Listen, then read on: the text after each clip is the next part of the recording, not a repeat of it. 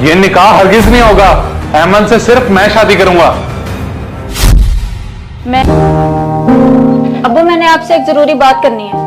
जी बेटा बोले, क्या जरूरी बात है? अब्बू, मैं और शहरोज एक दूसरे को पसंद करते हैं और शादी करना चाहते हैं। शहरोज बहुत अच्छा लड़का है। मुझे खुशी है बेटा कि आपने मुझसे अपने दिल की बात की और अपनी पसंद का इजहार किया। शाबाश। आप बेटा एक काम करो, शहरोज से कहो कि वो अपने घर वालों को भेज दे। बहुत शुक्रिया अब्बू, मैं आज ही उससे बात करती हूँ कि वो अपने घर वालों को भेजे। फारूक साहब, आपने तो हमारा दिल खुश कर दिया। मैं तो डर रहा था कहीं आप इनकार ही ना कर दें। देखें जी, रिश्ते तो नसीब से होते हैं। जैसे हमारे बच्चे खुश, वैसे हम भी खुश। बस हम जल्दी भी इनकी शादी कर देते हैं ताकि मजीद ताखिर ना हो। मैं तो कहता हूँ साल ठहर जाते हैं क्योंकि बच्चे पढ़ रहे हैं। वैसे शहरोज चाहता है कि जल्द हो जाए, लेकिन मैं इस हक में नहीं हूँ। ठीक है फारूक साहब, जैसे आपकी मर्जी। वैसे मैं अपनी बेटी आज से ही आपको दे चुका।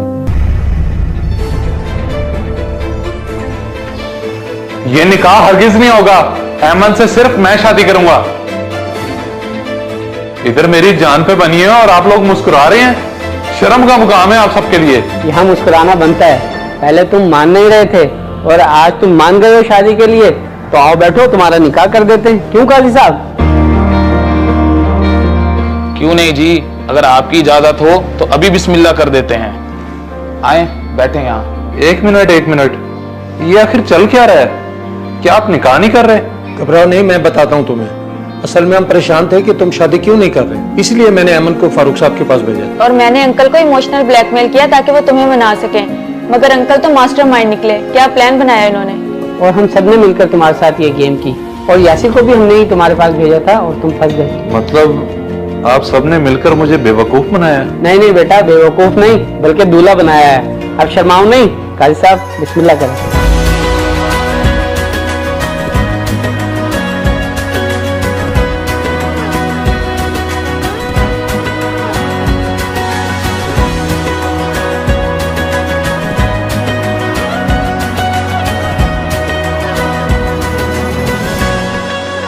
चुगताई साहब, फिर कैसा बकरा लाया हूं आपके लिए। उम्मीद है आपको पसंद तो आ ही गया होगा। माशाल्लाह, बकरा तो अच्छा है, मगर इसकी कीमत क्या है? कीमत की फिक्र ना करें जनाब, आप तो मुझे 60-70 हजार की रेंज का कह रहे थे, लेकिन 50 हजार में तैयार करके दे दूंगा आपको। अच्छा, 50 हजार में बना दोगे? लेकिन ये बकरा तो... देखें चुगताई साहब, बकरा कैसा है, 70 हजार का मिला है। कहीं महंगा तो नहीं ले लिया? बकरा तो तुम्हारा बहुत अच्छा है, लेकिन महंगाई की वजह से मंडी के रेट ही काफी बढ़ गए हैं। जी बिल्कुल, बात तो आपकी ठीक है, लेकिन आप दुआ करें कि अल्लाह पाक मेरी कुर्बानी कबूल करे। ये किस सोच में पड़ गए हैं जनाब, बताएं, समझ में आता है तो बिस्मिल्लाह करते हैं। जी बिस्मिल्लाह करते हैं। बस आप मुझे 2 मिनट दे दें, मैं भाई को बुला लूं ताकि वो भी कुर्बानी में शामिल हो जाए। जी ठीक है, कोई मसला नहीं, आप बुला लें उन्हें, मैं इंतजार कर रहा हूँ। बैठ जाओ तू। लगवा लेंगे। अस्सलाम वालेकुम चुगताई साहब। जी वालेकुम अस्सलाम। अकबर साहब, मैंने आपसे ये पूछना था कि जो बकरा आपने मुझे दिखाया था उसकी कुर्बानी कर ली आपने? नहीं, मैंने कुर्बानी नहीं की क्योंकि मेरा बकरा कसाई चोरी करके ले गया है, मगर मैंने उसके साथी को पकड़ा हुआ है और पुलिस भी आ गई है। आपको कहीं जाने की जरूरत नहीं है, सीधा मेरे घर है। चोर बकरा लेके मेरे पास आया हुआ है। क्या वाकई? अच्छा, मैं अभी आता हूँ, आप उसे कहीं मत जाने देना। हाँ, आप बेफिक्र होकर जल्दी पहुंचे। मैं बैठा उसी को देख रहा हूँ, वो कहीं नहीं जा सकता। ओके जनाब, इसका साथी और मेरा बकरा पकड़ा गया है, अब जल्दी से घर चलें। चलो, अल्लाह का शुक्र है, असली मुजरिम तो पकड़ा गया। चलें जनाब, अब जल्दी से बाइक निकालें, मैं इसे पीछे पकड़ के बैठता हूँ।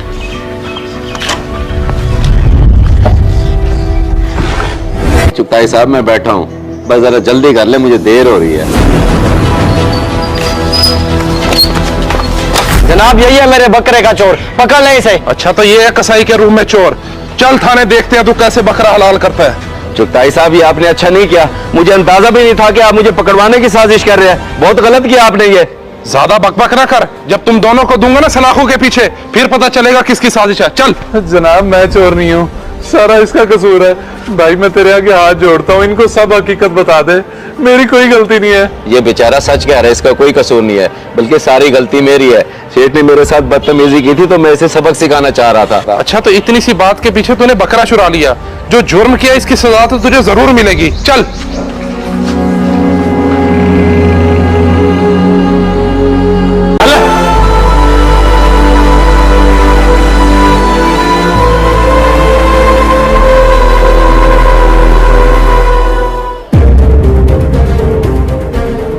बाबा उस खुर्शीद को मैंने काम से निकाल दिया है। एक नंबर का कामचोर इंसान है वो।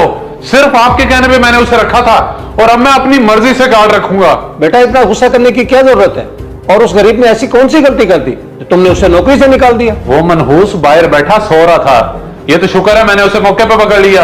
आप खुद ही बताएं, अगर कोई चोर या डाकू आ जाए तो फिर कौन जिम्मेदार है? बेटा इंसान है वो, उस बेचारे को भी नींद आ सकती है, उसके छोटे छोटे बच्चे हैं, कुछ तो एहसास करो। जाओ उसे लेके आओ। वाह बाजी वाह, अब उस 2 टके के मुलाजिम को बुलाने मैं जाऊं, मेरी क्या इज्जत रह जाएगी?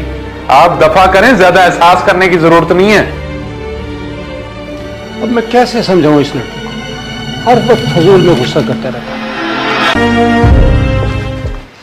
अब्बा जी ये देखिए, मैंने फर्स्ट पोजीशन ली और गोल्ड मेडल मिला मुझे। शर्म नहीं आती तुझे झूठ बोलते हुए? किसका गोल्ड मेडल चुरा के लाए हो? ये क्या कह रहे हैं आप? मेरी बात का यकीन करें, ये मेडल मेरा है। मैं तेरी बात का यकीन तब करूंगा ना जब तू मुझसे सच बोलेगा। तेरे प्रोफेसर ने तेरा सारा रिजल्ट मुझे बता दिया, और ये गोल्ड मेडल जरूर तूने किसी का चोरी किया होगा। अच्छा, आपको पता चल गया? लेकिन अब्बा जी मैंने ये चोरी नहीं किया, बल्कि मैंने ये एक नशाई से खरीदा है। और बेवकूफ, कामयाबी खरीदी नहीं जाती बल्कि मेहनत से कमाई जाती है। ये जिसका भी मेडल है फौरन जाके उसको वापस कर, तभी मैं तुझे अपने घर में घुसने दूंगा। इस पर तेरा कोई हक नहीं है।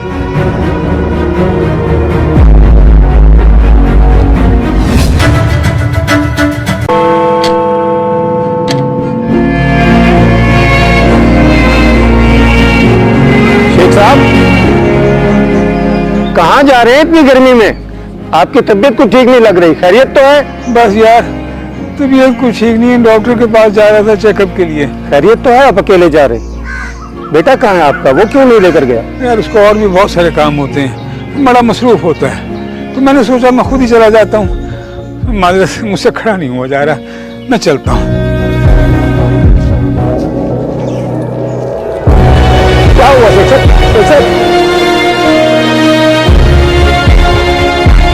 साहब, क्या हुआ? डॉक्टर साहब, सब खैरियत तो है ना? आई एम सॉरी, बड़े अफसोस से बताना पड़ रहा है कि अब वो नहीं रहे। डॉक्टर साहब ये आप क्या कह रहे हैं? आखिर उन्हें हुआ क्या था? उनकी मौत हार्ट अटैक की वजह से हुई है और यहाँ लाने से पहले ही वो फौत हो चुके थे।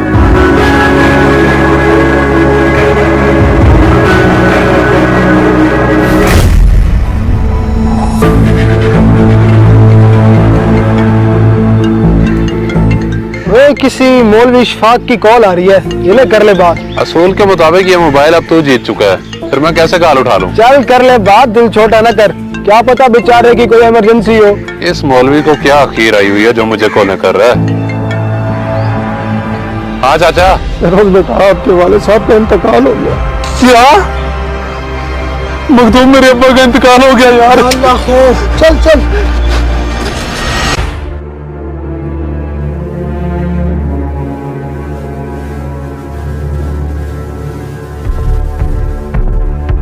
ओए अभी तो तू घर वापस आया, अब फिर निकला जा रहा है। अबू पैसे उठाने आया था, बकरे लेने जा रहा हूँ। बकरे लेने?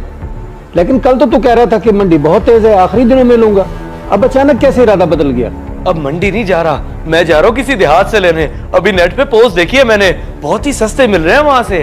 तो पागल हो गया है? ऐसे ही बिना सोचे समझे नेट पे देख के तू कहीं भी चला जाएगा लेने के लिए? आजकल हालात ठीक नहीं है। क्या हालात ठीक नहीं है? अबू ये बातें करके मूड तो ना खराब करें। इतना ढूंढने के बाद अच्छे और सस्ते बकरे मिले हैं, जब लेके आऊंगा ना फिर आप क्या पूरा मोहल्ला देखता रह जाएगा। अजीब बेवकूफ लड़का है। मैं तो इस हक में नहीं हूं कि कोई चीज नेट पे देखकर बंदा खरीदने चला जाए। बेहतर था कि अपनी मंडी से खरीदता।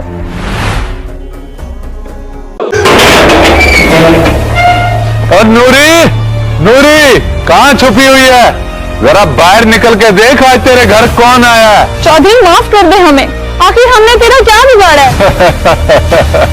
क्या बिगाड़ा है? चल तू मेरी हवेली में, मैं तुझे बताता हूँ। छोड़ मुझे, तेरी हिम्मत कैसी, मुझे हाथ कैसे लगाया? छोड़ मुझे, छोड़ मुझे, छोड़!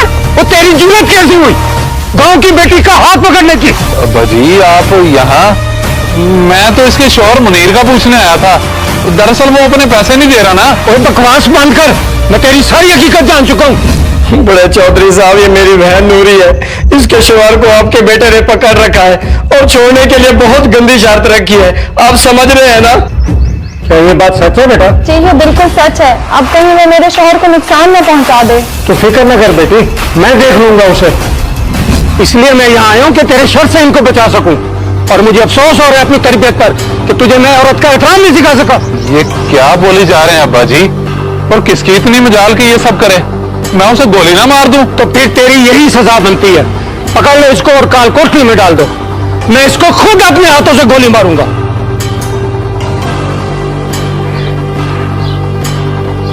मान गए चौधरी साहब आपके इंसाफ को, लेकिन आप इसे माफ कर दें ताकि ये मेरे शौहर को छोड़ दे। और देख, शर्म कर, उसने तुझे माफ कर दिया और तू उन पे कितना जुल्म कर रहा था। अब्बा जी मैं अपने किए पे शर्मिंदा हूँ। अब मुझे इतना भी जलील ना करें, आखिर मैं भी इस इलाके का चौधरी हूँ। चौधरी? ये काम तूने चौधरी वाले किए? चल दफा हो जाए यहाँ से और जाओ इसके शोर को लेके आओ। जो हुक्म चौधरी साहब। बेटा तुम फिक्र मत करो, जब तुम्हारे पास पैसे हैं दे देना, और आइंदा तुम्हें कोई भी तंग करे तो मुझे बताना।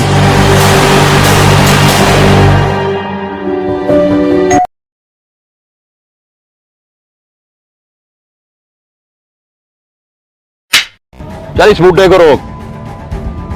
लेकिन सर वो तो बुजुर्ग हैं और पैदल आ रहे हैं। मेरे सामने जबान चलाते हो? तुम्हारा सीनियर हूं, जो ऑर्डर दिया ओबे करो। जाओ।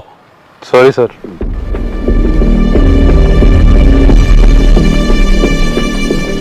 बेटा क्या तुम बता सकते हो यहाँ से पेट्रोल पंप कितना दूर है? जी जी बुजुर्गो, थोड़ा सा आगे जाएं तो सीधे हाथ मुड़ते ही पेट्रोल पंप है। बाकी मैं कुछ मदद कर दूं आपकी? नहीं नहीं बेटा, तुम्हारा बहुत शुक्रिया। तुम अपनी ड्यूटी करो, मैं खुद चला जाऊंगा। जज़ाकल्लाह। इतनी भी क्या जल्दी है बुजुर्गो?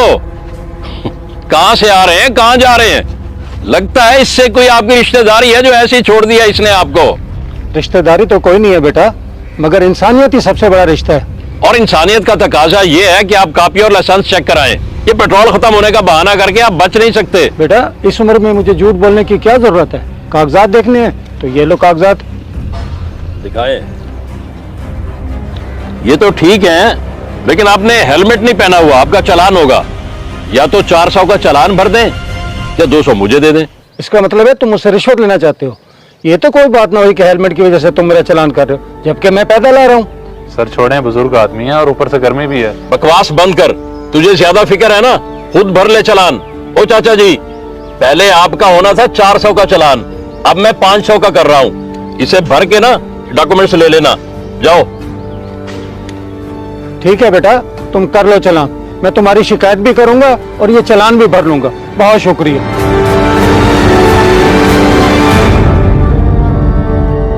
सर ये आप गलत कर रहे हैं। देखिए जनाब, अगर आपकी बात सच है तो वाकई उसने आपके साथ बहुत ज्यादती की है। सर मेरे पास कापी लाइसेंस सब कुछ मौजूद था और वो जूनियर भी उसको रोकता रहा, लेकिन उसने हमारी एक न सुनी। शायद वो बेचारा भी उस रिश्वतखोर वार्डन के आगे मजबूर था।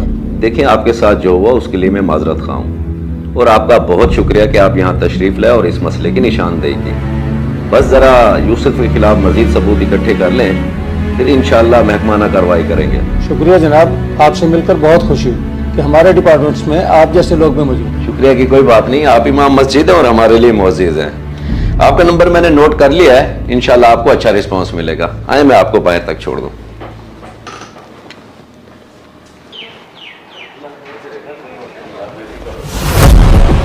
अस्सलाम वालेकुम सर। वालेकुम अस्सलाम। जी इमाम साहब, देखिए क्या यही नौजवान था? जी जी यही था सर। सर मेरी बात का यकीन करें, मैं कसूरवार नहीं हूँ। यूसुफ साहब ने मुझ पर इल्जाम लगाया है और वो अपने सीनियर होने का नाजायज फायदा उठाते हैं। इसकी इंक्वायरी मैं खुद करूंगा और हकीकत का काफी हद तक मुझे अंदाजा हो गया। तुम बेफिक्र रहो और सुबह तुम यूसुफ के साथ ही ड्यूटी करोगे। Okay sir. ठीक है जनाब, फिर मैं भी चलता हूँ। ठीक है, अल्लाह हाफिज।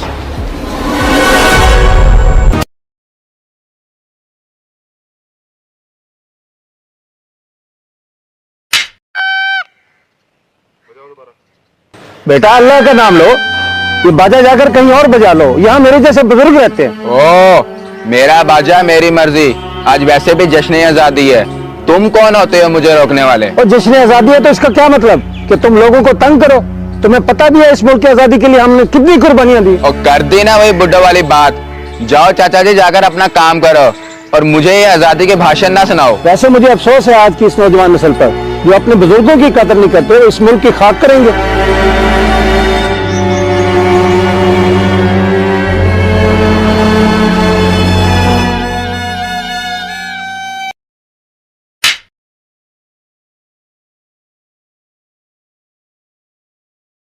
अब उसकी वजह से मेरी फिर बेइज्जती होगी। अब मुझे कुछ ऐसा करना होगा जिसकी वजह से ना रहे बांस और ना बजे बांसुरी।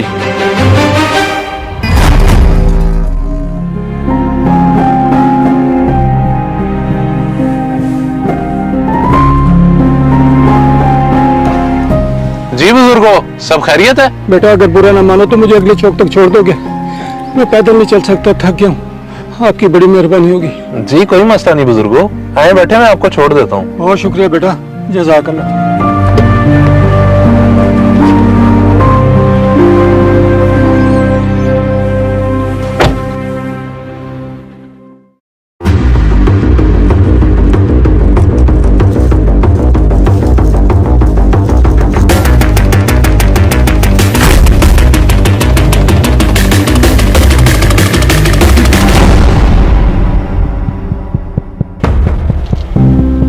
परवेज, वो सामने गाड़ी आ रही है, उसे रोको।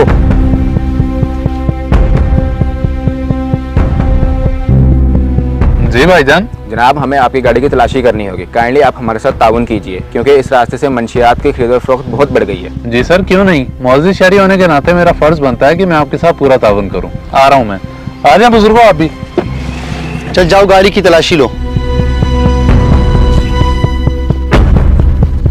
अच्छा बेटा, मैं चलता हूँ, तुम्हारा बहुत शुक्रिया। रुके जनाब, आप कहाँ जा रहे हैं? आपकी भी तलाशी होगी। और मेरी क्यों तलाशी होगी? मैंने तो सिर्फ लिफ्ट ली थी यहाँ तक। सर ये देखें, गाड़ी में से आइस बरामद हुई है। बड़े शरीफ और मोअज़्ज़िज़ बन रहे थे तुम दोनों, अब ये क्या? गिरफ्तार करो इन्हें। तो सर मेरी बात का यकीन करें, मुझे नहीं पता ये कैसे मेरी गाड़ी में आ गई है। मेरी तो अच्छी भली नौकरी है, अल्लाह का दिया हुआ सब कुछ है। मैं बोला ऐसी हरकत क्यों करूंगा? इसका फैसला तो थाने जाके होगा। ले चलो इन्हें और इनकी अच्छी खासी खिदमत करो, तब ये सच बताएंगे। मेहरबानी करें, मुझे थाने ना लेके जाएं। ये इसके कजन अली ने मुझसे रखवाई है और मैं पैसों की लालच में आके ये गलती कर बैठा। मेरे कजन अली ने रखवाई है? लेकिन वो ऐसा क्यों करेगा? वो तो मेरा अपना है। अपने ही जलते हैं तुमसे और तुम्हारी कामयाबी से। मेरी बात का यकीन नहीं है तो अभी फोन पे बात करके दिखाता हूँ। ये क्या ड्रामा लगा रखा है तुम लोगों ने? लगाओ कॉल, मैं भी तो देखूं कि कौन है वो। जी सर, मैं भी उसे फोन करता हूँ।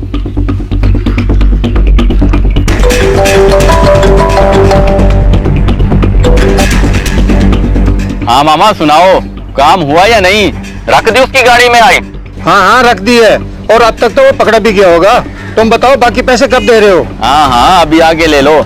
मैं खोखा मार्केट में बैठा चाय पी रहा हूँ। सर आपको सारी हकीकत मालूम हो गई है, अब तो मुझे जाने दे प्लीज। तुम्हें कैसे जाने दें? तुम तो उसके साथ बराबर के शरीक हो। सॉरी सर, आप जा सकते हैं। शुक्रिया सर, आपने असल मुजरिम को पहचान लिया। अब उसकी जो सजा बनती है उसे जरूर दीजिएगा। अल्लाह हाफिज। चलो ले चलो इसे खोखा मार्केट, देख लेते हैं उस मास्टरमाइंड को।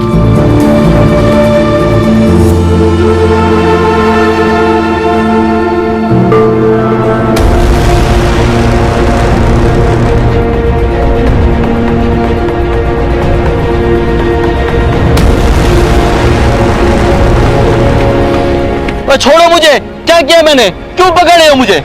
अब तुझे तेरी हसद की आग में जलना होगा। मेरी तो अक्ल मारी गई थी जो मैं तेरी बातों में आ गया। अब इन बातों का कोई फायदा नहीं, और वैसे भी अब जेल में तुम्हें एक दूसरे को समझाने का बहुत टाइम मिल जाएगा। ले चलो इन्हें।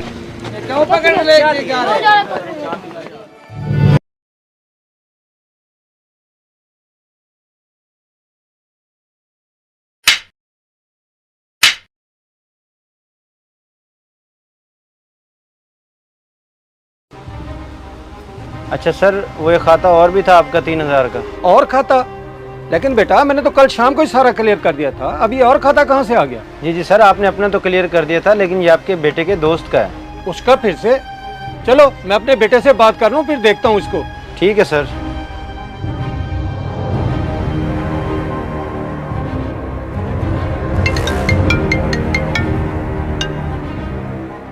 जी बाबा।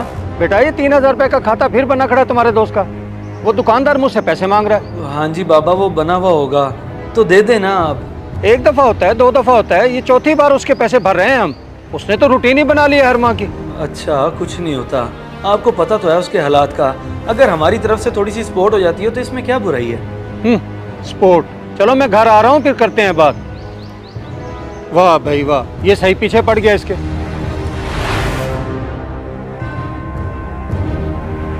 देख बेटा, मैं इस चीज से राजी नहीं हूँ कि वो बहाने बहाने से तुझसे पैसे लेता है। बाबा, आप खुद ही तो कहते हैं कि हमेशा लोगों की मदद करनी चाहिए।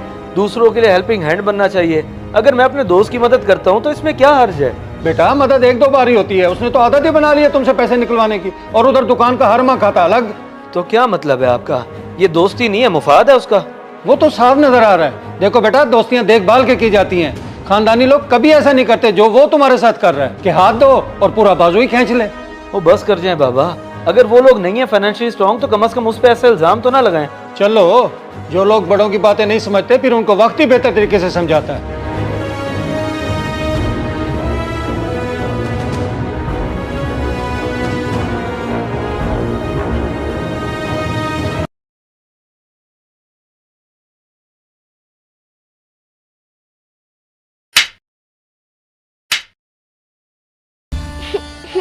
अम्मी अब्बू हमें छोड़ के चले गए, अब हमारा कौन ख्याल रखेगा?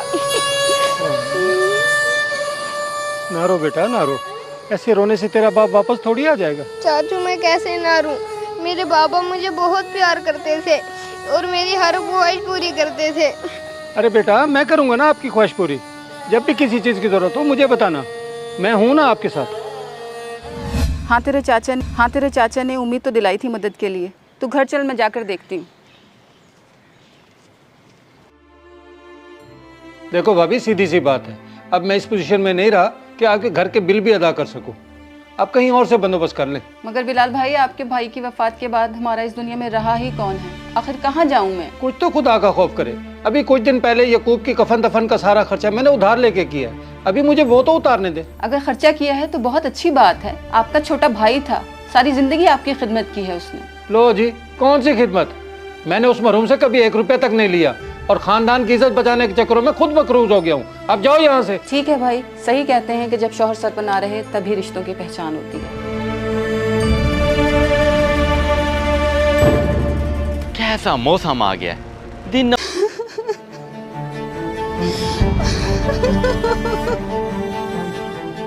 अब यहाँ बैठकर क्यों हमारे खानदान का तमाशा लगा रही हो?